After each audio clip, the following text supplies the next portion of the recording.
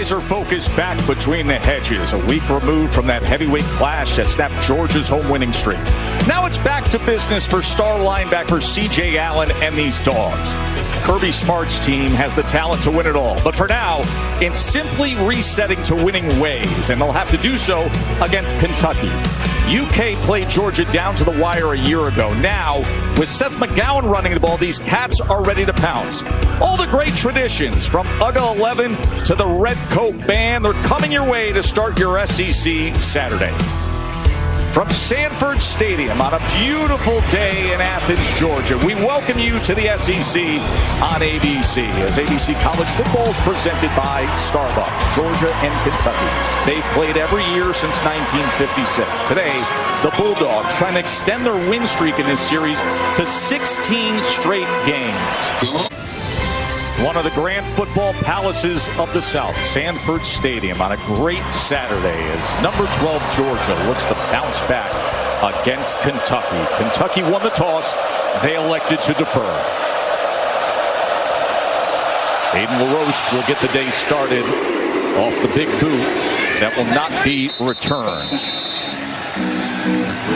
Gunnar Stockton, he's one of 3 SEC starting quarterbacks without an interception this year. Ty Simpson, Jackson Arnold, the other 2. And he possesses a lot of intangibles, Joe, that you look for in a quarterback. He's very, very poised. He's an outstanding leader.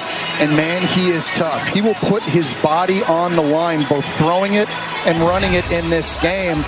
He's a guy that Kirby Smart has said in the past just has winner written all over him, and really curious to see how he's going to bounce back after that loss against Bama. We're up 70 miles north of this stadium in Tiger, Georgia. And they'll go with the screen to Branch. Very dangerous man in the open field, but good tackling by the Kentucky defense by Jordan Lovett. Second and 9. Stockton gets it out into space to Dylan Bell. Dylan Bell, when he turns the corner, can be explosive. Remember, he had the 43-yard touchdown, 43-yard run last week against Bama. He sure did, and that's a really nice, quick decision that time by Gunnar Stockton. Seeing the blitz coming from Kentucky and understanding, I've got Dylan Bell lined up to my right, corner playing off. It's a hitch throw. It's an easy pitch and catch. Get him the football early, make this thing 3rd and short. 3rd down and 2. Empty set for Gunnar Stockton. Bowens motions back in, and Stockton's going to run it himself.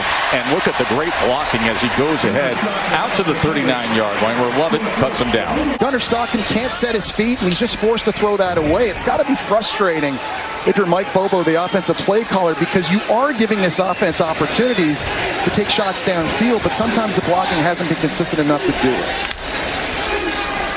2nd and 10. Bowens gets his first work of the afternoon, able to get to the edge and stiff arm a defender. That was Nichols who rode him out of bounds, but a good run. Give him an opportunity to make a 50-50 catch and come up with big plays. A big point of the conversation we had yesterday with Mike Bobo. This is Josh McCray with a good, strong run. But just when we spoke to the offensive coordinator, Mike Bobo, yesterday, he said, we just want him to have the confidence to trust what he sees and let the ball go. Don't be too cautious. And that's the thing. The first couple weeks with all the inexperience up front on the O-line, I think Mike Bobo was hesitant to call those shots. But these last 2 games against Tennessee and Alabama, the play calls are there. They've only attempted 22 passes this year, Joe, where the ball travels 15 yards or more downfield. That's got to change. They need more of those big play opportunities. First down after the 8-yard run by McCray. Now Chauncey Bowens again.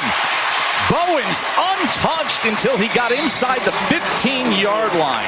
It's interesting, Monroe Freeling, the starting left tackle, limped off the field prior to this 3rd down and 5. So we see Bo Hughley now stepping in at left tackle. Stockton on 3rd and 5. Plenty of time, but not many options, so he's going to run it himself and dives for a touchdown. Gunnar Stockton, his 2nd rushing touchdown of the season.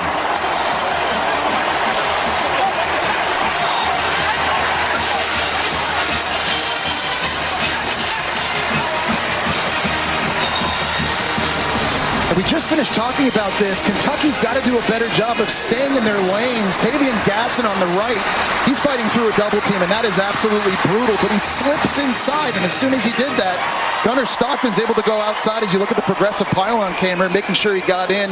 He did.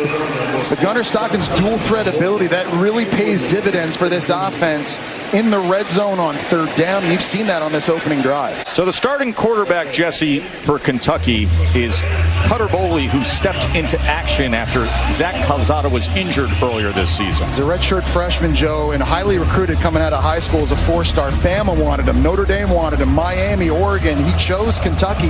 6'5", 220 pounds, can push the ball down the field. He's also pretty athletic for a big guy, and he's going to need that, I think, playing in this loud environment against this Georgia defense. He's going to be able to have to move and make plays when things break down.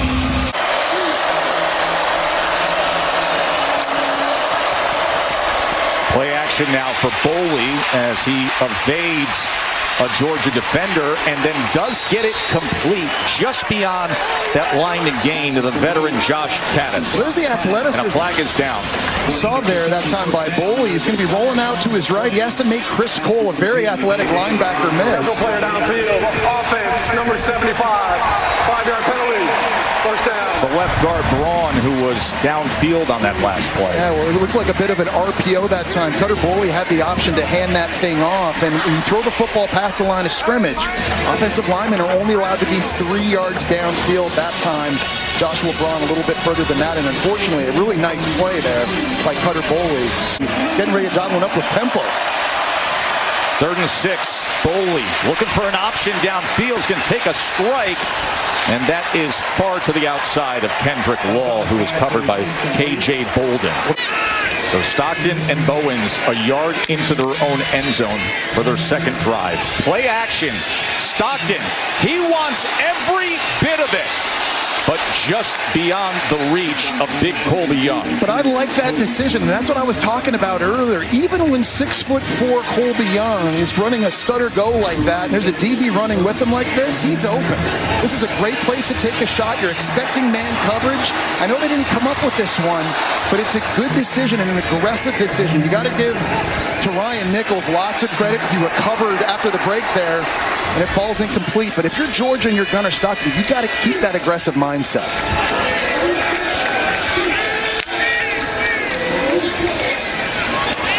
Quick strike, and it's Humphreys for a first down. Well placed by Gunnar Stockton.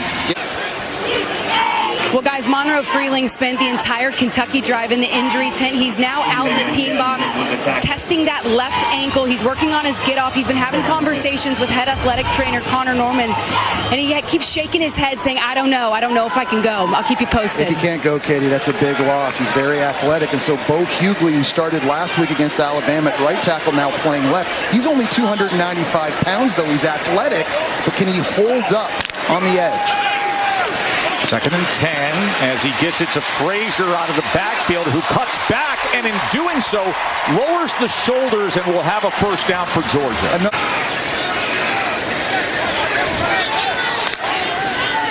2nd and 9. Here's Branch as he motioned across, shakes free, and look at what he can do in short space, Jesse. And the key to that, Joe, is getting him the ball quickly. Gunnar Stockton's like a shortstop. He catches the gun snap and right away spits it out to Zachariah Branch. He accelerates so quickly. 3rd and 1, they quickly get to the line for the quarterback sneak, and with that extra push, it's another first down. Keep in mind, this drive started at the 4-yard line. Stockton. That was batted as he was trying to get it to Bowens, but Marquise Humphrey Grace at 6'4" was able to get his hands up. 10th play of Georgia's second drive coming up after the timeout defensively by Kentucky, and it's Stockton again. Gunnar Stockton finally sliding down. Good block by Bowens, his running back, to break him free. Chauncey Bowens did a really nice job getting into the second level against Landon Watson on the block, and now they're going to go tempo here after moving the sticks. 19-yard run by Gunnar Stockton. And now the completion to the outside shoulder of London Humphreys. And Georgia's offense, and the penalty flag comes in late, as that was J.Q. Hardaway, the defensive back for Kentucky. But Georgia's offense is in a rhythm.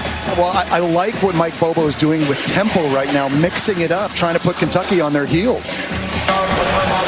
After the play is over. personal foul, unnecessary roughness, defense, number 25. Penalties half of this to the hole. First down. You mentioned, Joe, the block by Chauncey Bowens right here. He's going to come up, right, get that stick, and that frees Gunnar Stockton before sliding down. They get right up to the line of scrimmage quickly. He had London Humphreys one-on-one to the outside. Good accurate throw, protecting it on the outside shoulder before he goes down. And there's the penalty. It's just, you got to know better if you're Jonquez Hardaway, the transfer from Cincinnati. You can't do that.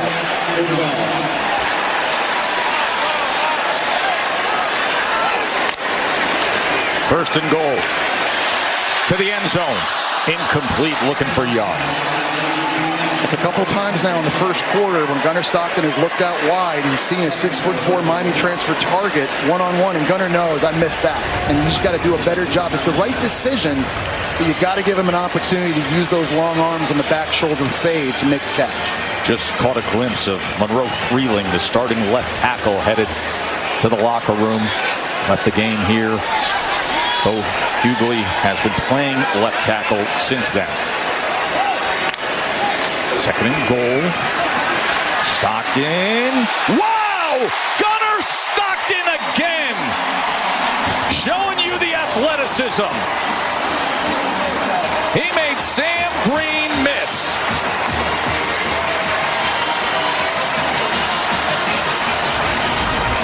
He made two guys miss outside. It was Jonquez Hardaway also, along with Sam Green, number 2 and number 6. Remember, Gunnar Stockton was the number 5 ranked dual threat quarterback. He's a legend here in Georgia in high school. All-time state records for passing yards, passing touchdowns, and rushing touchdowns. A true dual threat, already a second rushing touchdown in the game.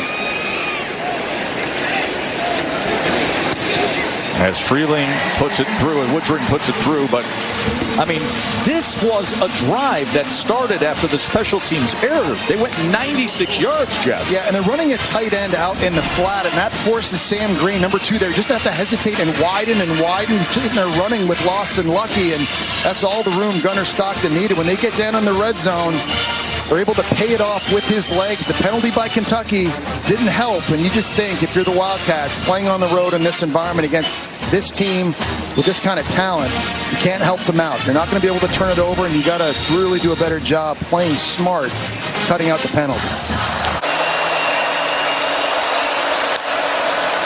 Second and 5.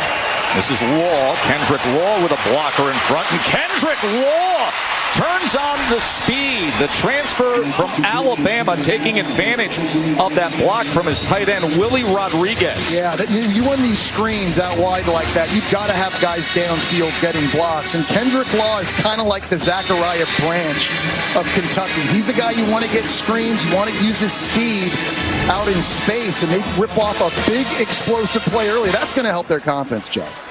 Gunnar Stockton with a 7-yard touchdown run, with a 6-yard touchdown run, and it's 14-zip Georgia, the SEC on ABC.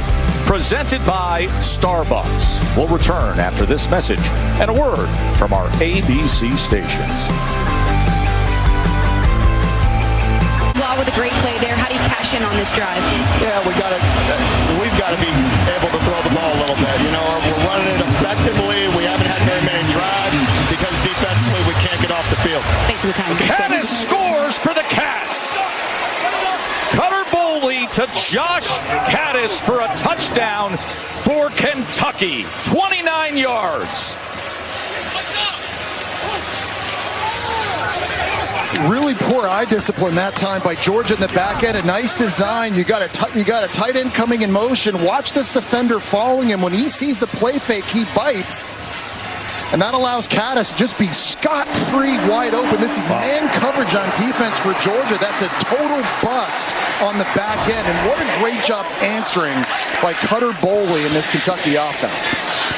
They went to Kendrick Law with the 38-yard screen. Then Boley hits Josh Caddis, and they open up this second quarter after we said, Jesse, Georgia dominated the first quarter, was 5 for 5 on third down, dominated time of possession. This was a had-to-have-it for Kentucky. Well, Kentucky's receivers haven't been doing a lot of great work catching the ball downfield. The tight ends have, though. Willie Rodriguez, Josh Caddis, they're all roommates with Cutter Boley, and so the two roommates hook up in a time when Kentucky needed it most.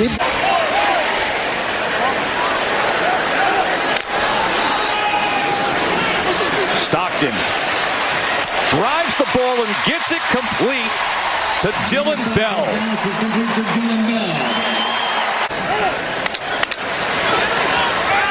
Play action. Stockton with time.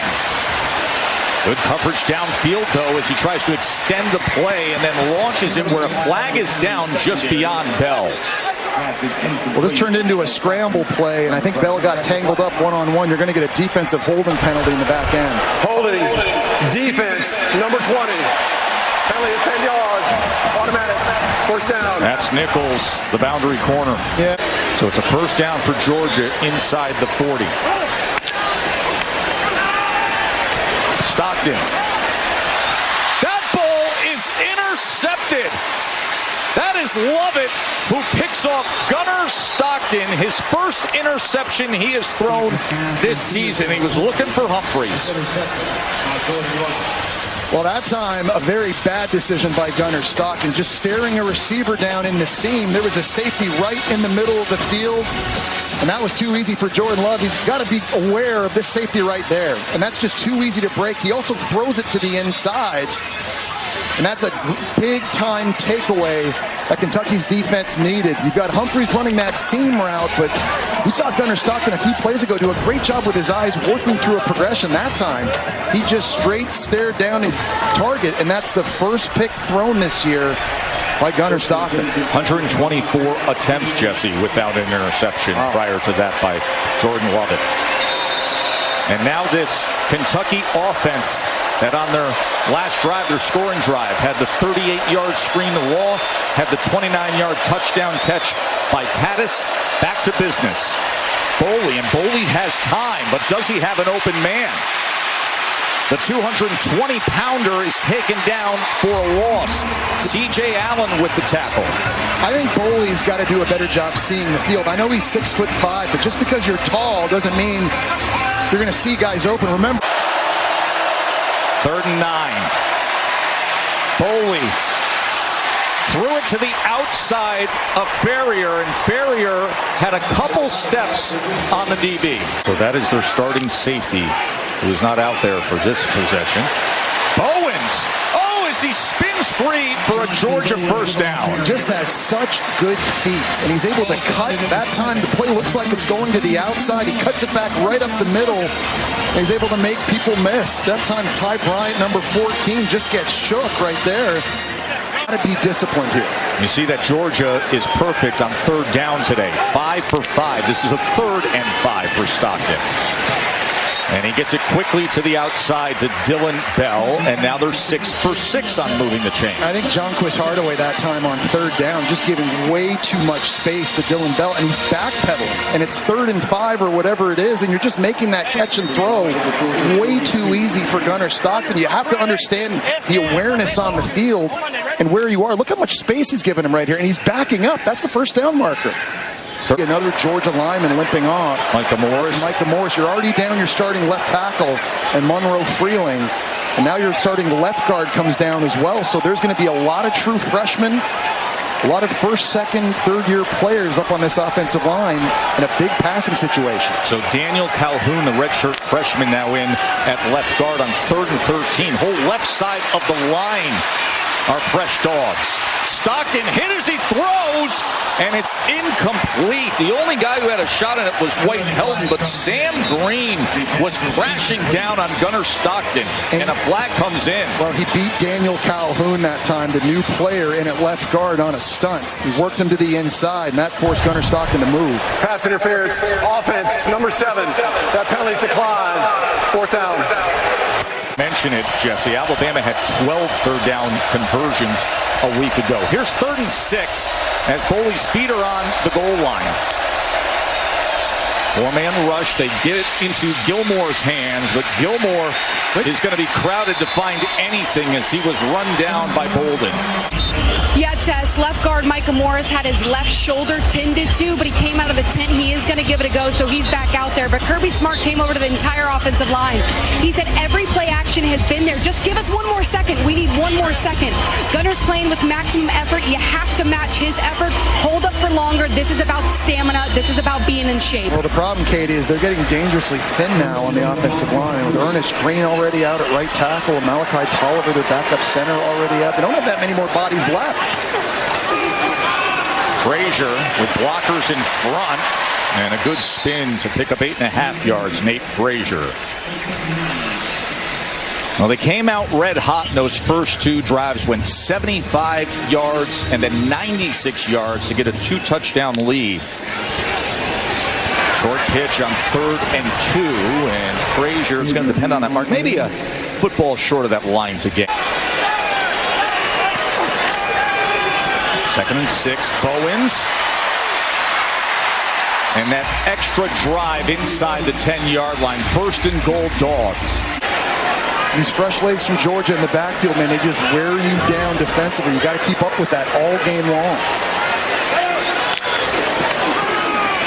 McCray now getting work as he takes it inside the 5-yard line. Jesse, the way they're running the ball here, the consistency, 17 first downs now for Georgia in this first half. Kentucky only has 3. And this is their game. And how nice is it when you can run the ball in this area of the field, right? In the red zone. The windows to throw into down here are so small. You got to be so precise. You have to have great timing. So you take all that away when you can run it. When the defense knows you're going to run it. And again, this year, they're running it 82% of the time in the red zone. This is Bell. Touchdown, Georgia. The do-it-all offensive weapon, Dylan Bell.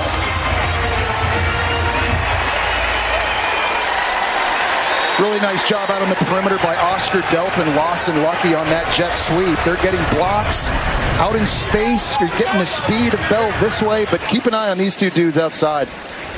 Number 4, number 7. There's the first block by Delp, the second block by Lucky. That's all Dylan Bell needs. Remember, he had that 43-yard run against Bama last week. He shows off his speed.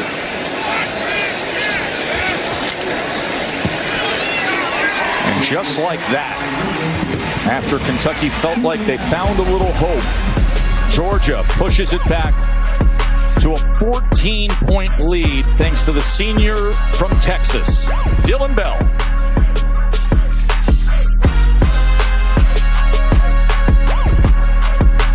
Mark Stoops told us he's good from 60 yards. So right now at the 36-yard line, you are well within Coway's range.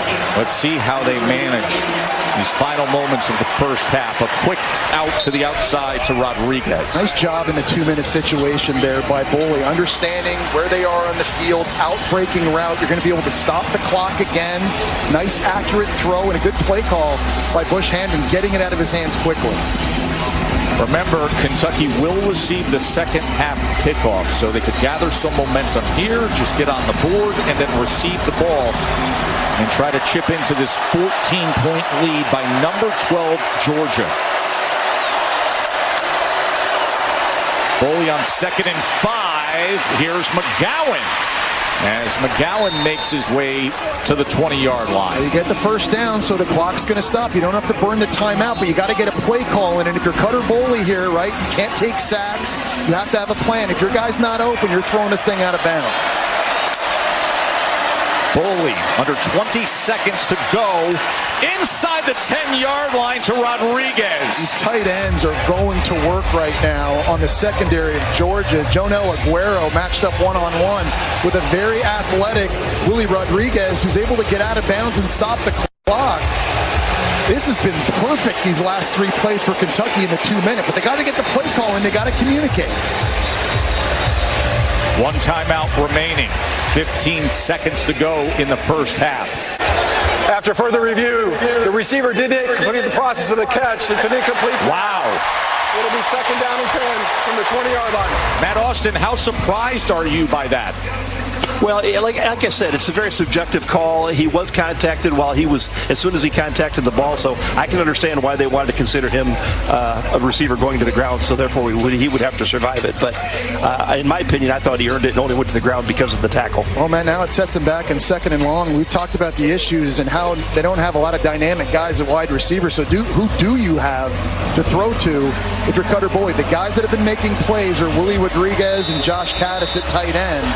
Rodriguez right now up here in the slot. 2nd and 10 now from the 20 after that was ruled incomplete. 15 seconds until halftime. Boley on the slant. Remember, they have the timeout. They get the first down. Macklin with the reception. They go fast here. They don't have to use it. Nope, they don't. They can clock it. Really good job. There you go. Excellent management by Cutter Boley.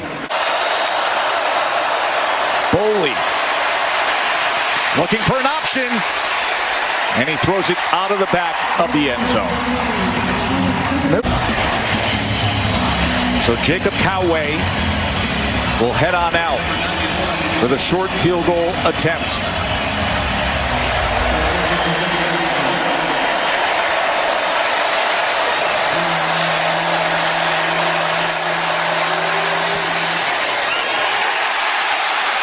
Can you believe that? He has been so good on the year, and he misses a 26-yarder. Let's watch this. No, I mean, he hit an X-ball that he just came across. Bad contact by Coway. And by the way, Georgia's 56-0 when leading at halftime by 14 points or more under Kirby Smart. 56-0 with a score like this. Gunnar Stockton with 2 rushing touchdowns in that first half. 21-7 as we send you to the State Farm halftime report with Kevin and Booger. Gentlemen, take it away. McGowan on 2nd and 7, and Seth McGowan with a good run. It'll be 3rd and short. Griffin with the tackle. 3rd and 1 as Coach Stoops looks on. Short pitch, McGowan to the right side. And McGowan will have the first down for the Cats. Well, the nice thing about a pistol set, and Kentucky does it a lot, is they don't tip off where the running back is going to go. On this play, if he lines up right here, the defensive line can expect that, and they can all slant. But back here, you're not sure if he's going there or there or there. And it keeps the D-line just off balance for a half second. And McGowan able to pick up the first. That was just the 2nd 3rd down conversion for Kentucky. 2 of 5 on the day.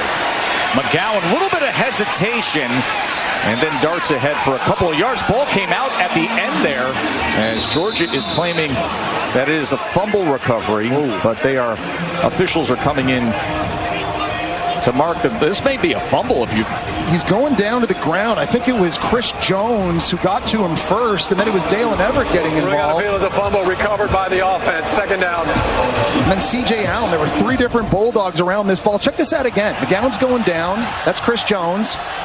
Ball's in his left hand. It gets punched out right there by C.J. Allen. That was absolutely a fumble. Kentucky very, very lucky. We talked about their formula for victory. They can't turn it over. They almost had one there. And now you're going to see the officials will take an official timeout to deal with what we just saw.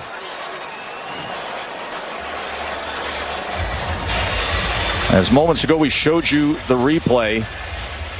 They're going to take a look at the recovery. Yeah, I think they want to see who Georgia is jumped on it. challenging the ruling on the field of a fumble recovered by Kentucky.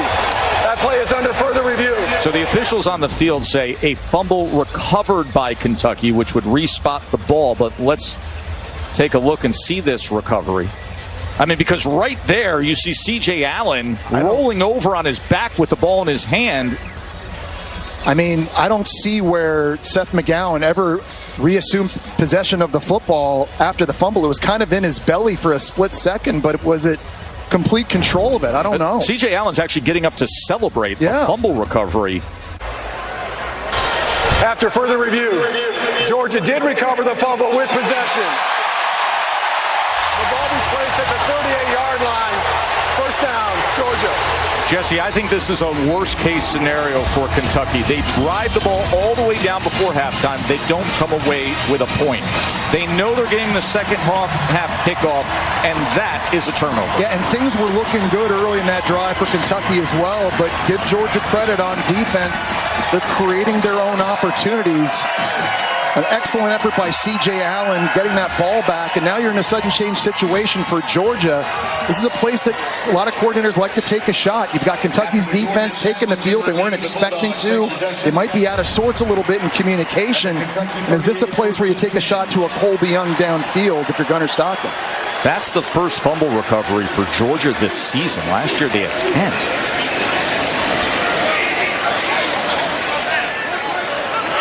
Georgia takes over on the plus side of the field after C.J. Allen with the forced fumble and recovery. Dwight Phillips is going to be tackled for a loss. They've run it successfully, 134 yards, different guys. As he's able to connect with Delp, and look at Oscar Delp! He hit another gear, and it's first and goal, Georgia. Well, you just got to get it to him quickly, and he does a great job. There's no hesitation. As soon as he catches this thing, he turns it upfield, and I'm not sure why this time. Daverin Rayner, number 7, he just kind of paused after Delp caught the pass. I don't know why he didn't just go and tackle him right after the catch, but it's a big-time play, and now Georgia set up right at about the 5-yard line. A 36-yard reception by Delp.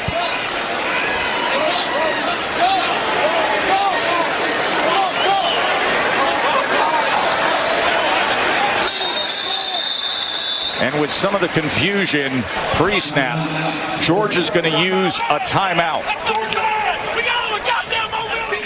Their outstanding junior tight end has put them in position. We'll take a quick timeout. It's first and goal Dogs when we return. It's an expensive pad, too. Here's first and goal now. Bowens on the pitch, finds a lane, and he gets down inside the 2-yard line. Kentucky here is just trying to hold on. Do they have a goal line stand in them? Georgia going fast, getting right back lined up quickly. And with that, here's Bowens, who is met right at the line of scrimmage. Good job by the Cats interior with Gusta and Rayner. Because you missed the field goal and then you turn it over. You had multiple chances to make this a one-possession game. If they score a touchdown here, all of a sudden it's a 21-point game, and it starts to feel like it's getting away a little bit. So their backs against the wall. This Kentucky D-line, this front 7, they're trying to get physical.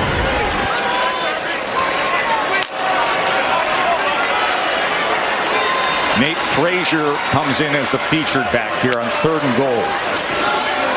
Instead, it's Bell. And oh, is it easy?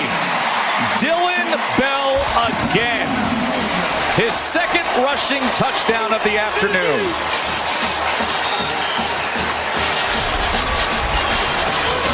Everything from Georgia going to the left. All of this fast flow this way gets everything on defense coming this way. But it was Dylan Bell going the other way here on the reverse. Just everyone losing their eye discipline on the backside, and that's the second touchdown for Dylan Bell on the ground. And now Georgia, we talked about it, starting to blow this thing a little more wide open. McGowan fumbled last time out, and now Boley going to take a strike downfield, and it is beyond the reach of Josh Caddis. When you can't throw the ball, Joe, situationally, it puts you in tough spots, obviously. On third downs, it's hard to stay on the field. In the red zone, it's hard to score plays. And when you get down on the scoreboard like this, it's really hard to play catch-up. If you can't drop back to pass, 5- and 7-step drops, and push it vertically to everybody, not just your tight ends, to receivers as well. This is an area Kentucky has been really limited at this season. And remember, they're one of 4 teams in the country without a passing touchdown to a wide receiver this season. McGowan, he was tripped up and then he was met. And that's Josh Horton, who was a stonewall at the line of scrimmage. And here's a situation where Georgia has to get better. 3rd and long to generate the pass rush. Just 5 sacks on the season. No more Mikael Williams, first-round pick. No more Jalen Walker, first-round pick. Chaz Chambliss playing for the Vikings. Even Damon Wilson, who's expected to play a big role this year, transferred to Missouri. He's lighting it up. Who can finally step up for Georgia and rush the passer?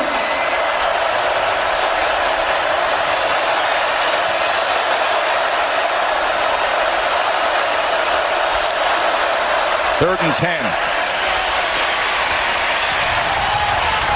Boley gets it downfield and connects with Gilmore. 3rd and 8.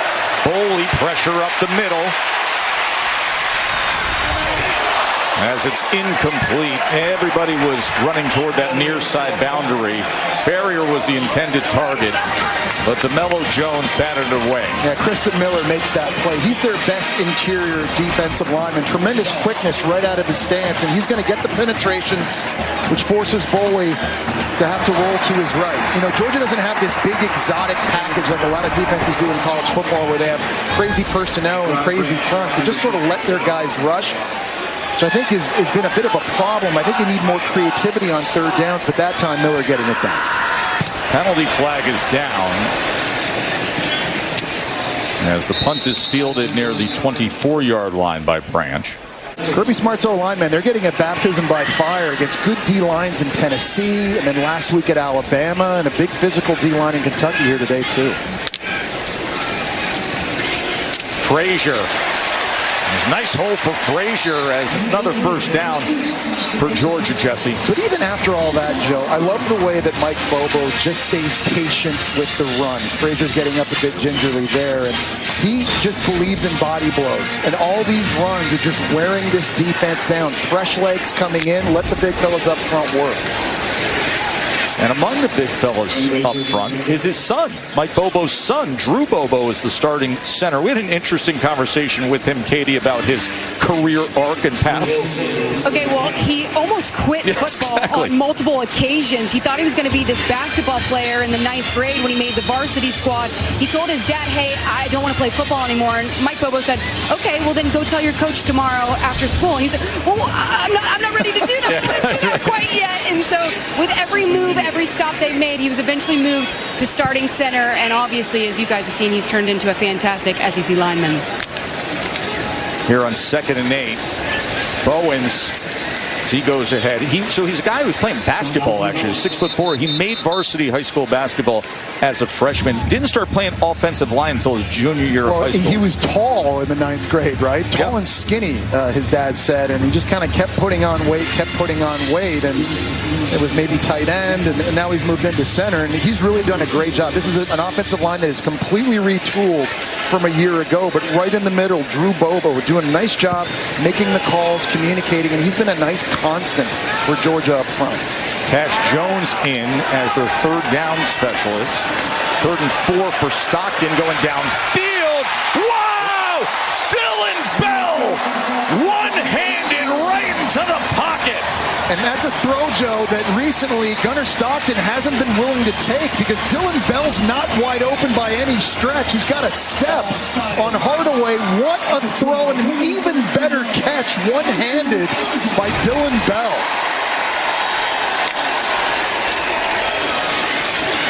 Cash Jones, as he's brought down. I mean, you want eye candy. You want to see it again and again, because you will with what Dylan Bell just did. And Gunnar Stockton's got to take more of these shots. It's not just with Dylan Bell, but when it's with Colby Young or when it's with Noah Thomas, London Humphreys, these guys outside, they can win, and they can make these plays if you give them an opportunity. Perfect throw, and even better catch. And the vertical passing game, Joe, is the one element that I think is missing from Georgia's offense early this year. If they get that figured out, they're going to be nearly impossible to stop. Jones lost 5 yards, so it's 2nd and goal from the 15. Bowens. And just like that, falling forward, right, for Bowens. Really nice job with leg drive. I mean, that looks like that's going to get stopped and tackled, but really good running backs always find a way to somehow just fall forward.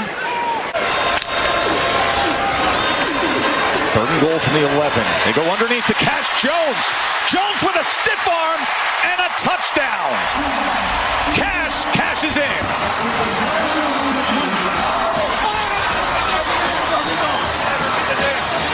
Well, Stetson Bennett. The flag is down all the way back at the 26-yard line. I think it's going to be a late hit on Gunnar Stockton.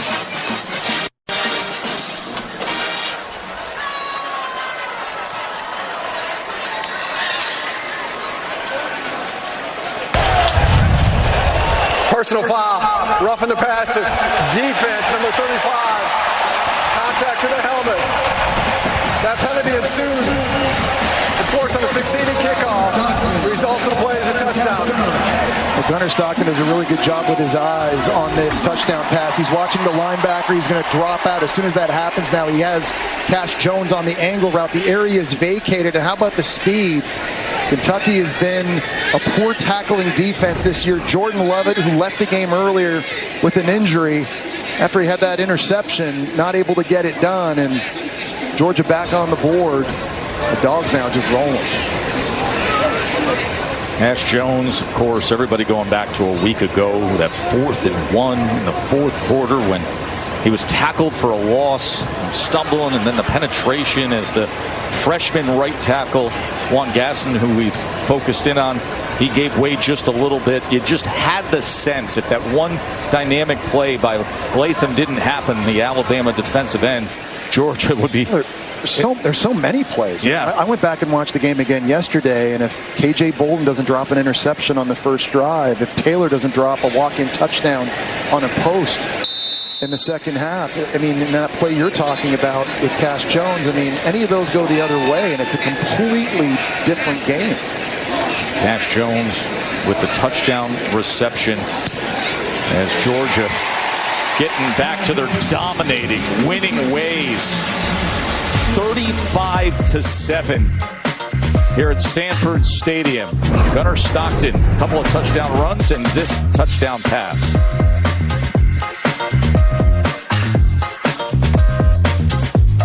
Well, guys, Kentucky running back Seth McGowan has suffered a leg injury. One of his offensive linemen fell on top of him during the last drive. He's been visibly upset and frustrated over here on the sidelines. He's considered questionable to return. And then his quarterback, Cutter Boley, spent a lot of time with the training staff getting his neck stretched and worked on. He's dealing with some discomfort. It looks like we could see Zach Calzada out there. Wow. Well, Katie, obviously Dante Dowdell, he's in there right now. He's the bigger running back. Jason Patterson is a talented redshirt freshman they've got on the bench as well. He's probably going to get some run, but this is not the time to be losing players of that caliber. So Boley, after the Cairo adjustment out there on the field, and it's incomplete as he was looking for Fred Ferrier, covered by Robinson. Just cold. These guys just not producing yet at the level that I think people are accustomed to. 2nd and 8. Boley. And just waiting for it downfield, but incomplete was Ferrier. Everett had coverage. Yep. 4-man rush against Boley. Being chased and running out of room and just dives ahead for a couple of yards. House of SEC recruiting, believe it or not, up in Connecticut, and he was one of the star recruits in recent years. The backup quarterback, Puglisi. Here's Ryan, and you see how he can drive the ball as he gets it complete to Colby Young. No, I mean, he looks really good. In warm-ups watching him throw, I mean, when it comes out on time, he's got an absolute hose, and that's a nice job of just taking your steps. One hitch, ball comes out now before Colby Young's turn. Good, accurate throw. I mean, he looks the part. At 6'3", 210 pounds, he's athletic too, Joe. He can also take off and run. There's a lot of different elements and levels to his game. Now, this is a guy who was once ranked as high as the number 3 baseball prospect coming out of New England, but a football star from Avon Old Farms and potentially the future here at Georgia. Puglisi again as he comes into this game and starts to work his stuff, as you could see him connecting with Williams. Elias Williams. How good has Georgia's tight end room been for years now? Of course, everybody remembers Brock Bowers, but we've seen Oscar Delp and Watson Lucky make plays in this one. Now Elias Williams, 6'7", 255-pound true freshman, getting it on the work too. 35-7. Georgia on top as the SEC on ABC presented by Starbucks returns after this message and a word from our ABC stations. It's 3rd and 9. Every time we prep a Georgia game, you just marvel. Puglisi looking to run it himself on 3rd and 9, and he nearly picks it up. He's going to have to slide, though. He's going to have to learn, a young player, just get down. He took a big shot. That time from Jansen Dunn, the Ohio State transfer at safety. These all learning moments, obviously. Puglisi, another one of those guys, though, Joe. He was the number 6 ranked pocket passer coming out, and you can see why. His game actually kind of reminds me of Carson Beck a little bit. Just his body type, the arm talent, just how natural of a thrower he is. Of course, we're going to see Carson Beck in action right here on ABC at 7:30 tonight. Number 3, Miami against number 18, Florida State. 4th and 1. And McCray trying to get those tough yards. And based on that mark, I think we may have a turnover on downs. Yeah, you got to give Kentucky credit because they're way down on the scoreboard. But these guys are still playing hard and fighting hard. Their starter's still out there. Great work there, just getting the stop. And we'll take a break. 12 and a half minutes to play here between the hedges. Now a number 6 next to their name for the Aggies. Foley to the outside as Kentucky looking to create some positive momentum here in this 4th quarter. Well, at this point, in 2 games, that's all I've watched. The answer would be no. 2nd and 15, Patterson, and he is taken down immediately by Justin Williams. 3rd and 17 for Foley, as that was denied. And a flag is down as Dominic Kelly, a good-looking true freshman from Florida, had coverage of Gilmore.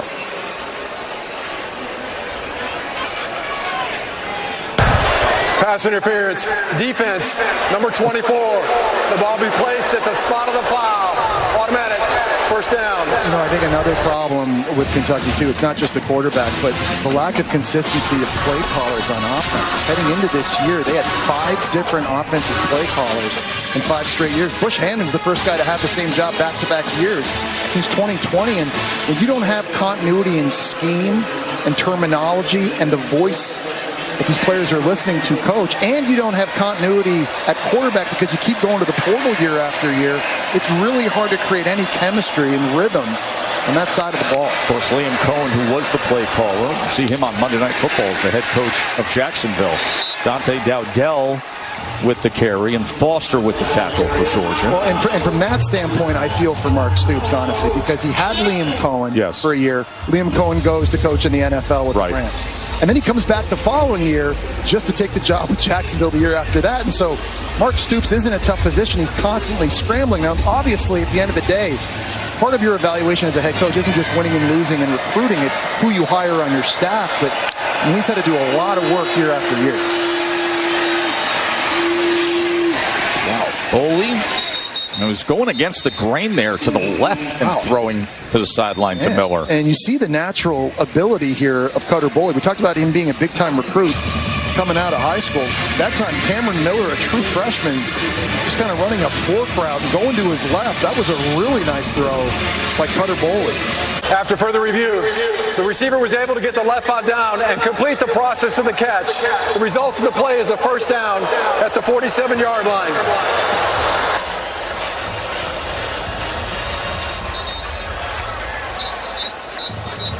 So a first down for Kentucky here. 9.5 minutes to play as this game completely changed with what we saw at the end of the first half, the missed opportunity of Kentucky, then the turnover to start the second half, and then Georgia just swarmed in that 3rd quarter and dominated.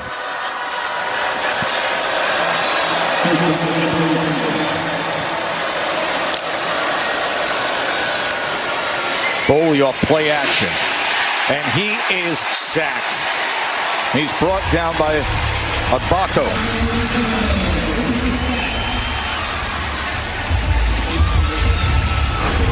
Yeah, he's lined up right over the center here, and he's able to just kind of swim around on a stunt and game, and absolutely nobody blocks him. Making his way in to get the sack. Again, sacks have been really hard to come by. This is a more of a run-stuffing defensive line that play a lot of two-gap and kind of eat up blocks. 2nd and 17, Dante Dowdell is the check down.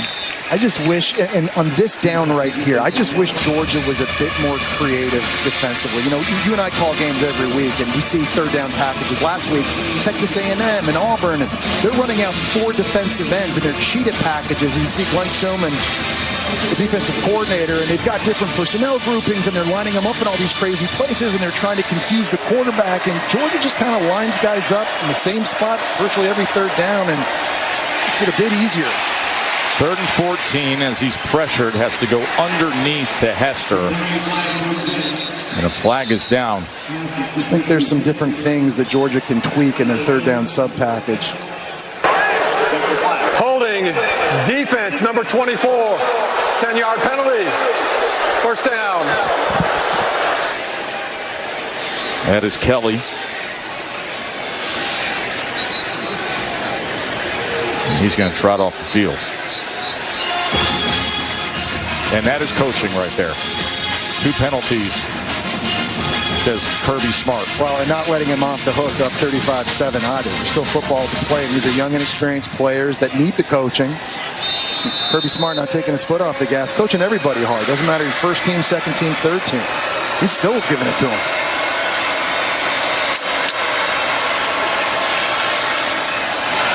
Foley looking for that seam to Macklin, but it's incomplete. Jones had coverage. Yeah, I mean, just again, you just want to see Macklin try to fight his way back and make a play on the ball, or at least have an opportunity. And I know he's tangled up there with DeMello Jones here at the bottom of the screen. Takes an inside release and then doesn't really accelerate out of the break. There's obviously some contact, but those are just the plays that they just haven't been able to make. Contested catches not come easy for them. Sometimes when you have a game like this, it's these moments in the fourth quarter where it can be hopeless on the scoreboard, but it's how you play and body language and effort and fight to the end that can define future weeks. 3rd down and 10. As Boley cannot connect with Gilmore. Just got to make that catch. And you got Ellis Robinson chasing you from behind, but this hits both hands of Gilmore. You just got to be able to reel it in. It may not be an absolute perfect throw, but in this league, on a drag route, there's probably going to be an elite corner chasing you. And if you make that catch and turn upfield, you keep your feet, you're running down the sideline. Ellis Robinson, former #1 corner in the country. 4th down and 10.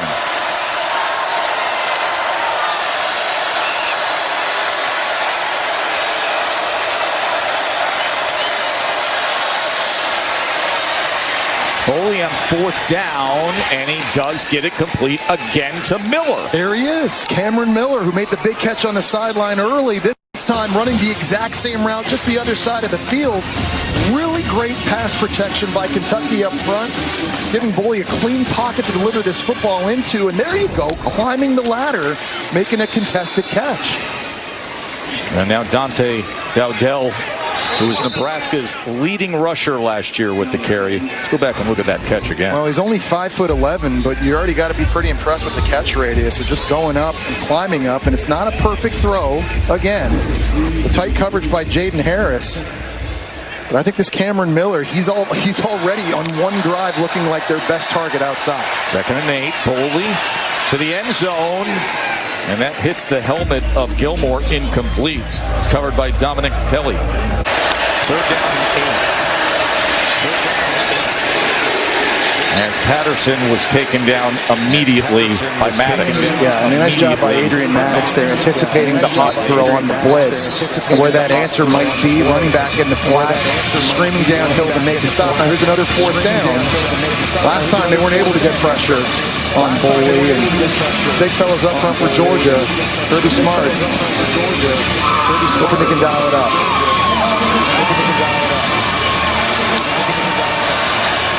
4th down and 7. Can he get to the sticks? Yes. First down for Kentucky by Macklin. And that's what I mean. They've got guys that can run. They actually do have guys with speed. You saw it right there for Macklin once he caught that drag route on the blitz. And he was able to run away from some guys, but they throw deep to him and he can't separate. And it's the route running and it's the ability to, and the intricacies of running those routes to get open on this drive. That's Cameron Miller, who's in motion to the bottom of your screen. 4th down and 4. Boley. What can he come up with here? Just throws it up. And was that intercepted? Did Robinson keep it in? Ellis Robinson. As Foster was applying pressure on Cutter Boley. Ruling on the field is an interception in the end zone for a touchback. First down, Georgia. Timeout. Media. So Ellis Robinson with the interception on 4th down. That's a mistake by Cutter Boley. If you're going to throw this away, it's got to go into the 5th row. Robinson, great job trying to keep his toes in bounds. Did he or not? We'll find out. We come back to Athens, Georgia. Sundays, I think. It's the 2nd pick of the year. Here in this 4th quarter, Bo Walsey has been the running back for this 4-minute offense series. There's an example of the arm of Puglisi, but it is intercepted as he came in to replace Gunnar Stockton to start this 4th quarter. As it is Grant Brayton with the pickoff. Let's check in with Kevin in the studio.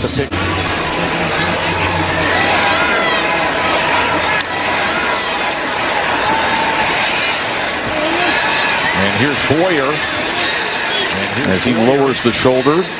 And he gets close to the 10-yard line. And Cutter Boley still out there. He's battling. Who didn't win homecoming? A Mentel All Live. Sure. Can we do that? Get Katie out there. Can we talk to the TPTB? The powers that be when it comes to that? When is the next episode of Golden, by the way? We got it coming up on Wednesday. Golden, by the way. We got it coming up on Wednesday. We got it coming up on Wednesday. And flag is down here. Pass interference. Defense, number 27. The ball be placed at the spot of the 5. Automatic first down. You guys, I lost out on homecoming. Did you really? I was at Louisville. It was a really sad Do you remember who won, Katie? I don't remember. I was actually away on a volleyball trip. You didn't care enough then. The school asked if Ann Cordes, my coach, would send me back so that I could go out on the field. And she said, well, is she going to win? And they said, well, no, she doesn't. And she said, I'm sending her home for that. Hair loss, Katie. First and goal to the end zone, and it's Kendrick Wall. A touchdown for Kentucky. I think if you're Mark Stoops trying to find the silver lining here, you're enjoying at least seeing your offense continue to battle. And again, every rep Cutter Boley's getting is going to be beneficial for him and his experience moving forward. It's been pretty good today throwing on the run. Nice route that time by the Alabama transfer Law, using his speed to get outside. And good accurate throw puts Kentucky back on the board. The talent on both sides of the ball. That is very, very special season. Walker on the carry. You know, Kentucky with the long struggles against Georgia. Haven't beat them since 2009, so this is going to be 16 consecutive wins. That's the second longest streak against an SEC opponent in the conference. Georgia's 16 straight wins over Kentucky. Victory formation it is for Georgia. So a new home winning streak begins as Georgia has now won 9 straight after a loss in recent years. And Kentucky falls to 1-10 in SEC conference play since the start of last season. Gunnar Stockton with a touchdown pass with 2 rushing touchdowns, and 35-14 is the final score. Coming up next, it's going to be Vandy and Alabama. For Katie and Jesse, I'm Joe Tessitore. Enjoy the rest of a great day of football as we get you back to the College Football Scoreboard Studio with Kevin and Booger. Gentlemen, take it away. Good to be with you again.